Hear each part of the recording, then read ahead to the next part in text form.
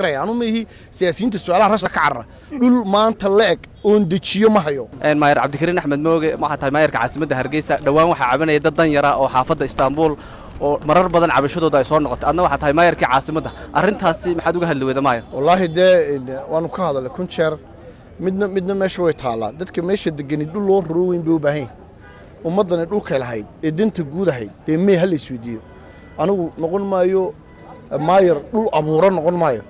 magaalada Hargeysa ee aanu ku guuleysanay dadaalkeedii baan ku jirnaa dhulkii dinta guud inaanu ka daba tagno soo ururno si dadka masaakiinta ee meelay degaan loo dejiyo dadaalkeedii baanu wadnaa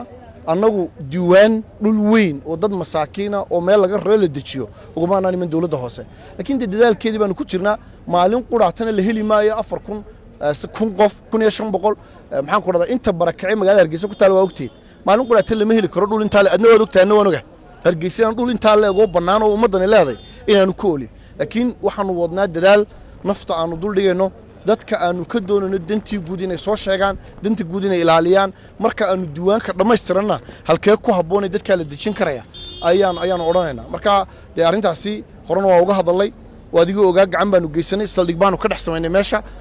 dadaal ma yara hadii uu la arko un markii dhawaaqan oo la arag dadaalka kale socda waa mar subxaanallah dadaalna wuu socdaa حلوين dadka waanu iska saarnaa laakiin mid baan qiray anu meehi siyaasiyiinta su'aalaha rasmiga ka carra dhul maanta leeg oo dejiyo ma hayo laakiin waan ku jiraa baadidoonkiisi marka aan helana waan dejinaa dadka meel insha Allah maayar suuqi waahayn ee gubtay wali lama dhisin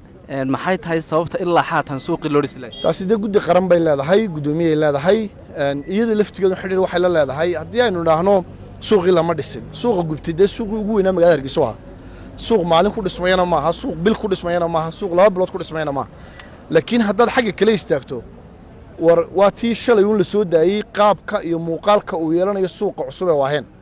waxa kale oo la soo daayay in dhawaan la sheegi doono oo la soo xayeysiin doono shirkadda danaynaysa inay suuqa dhisto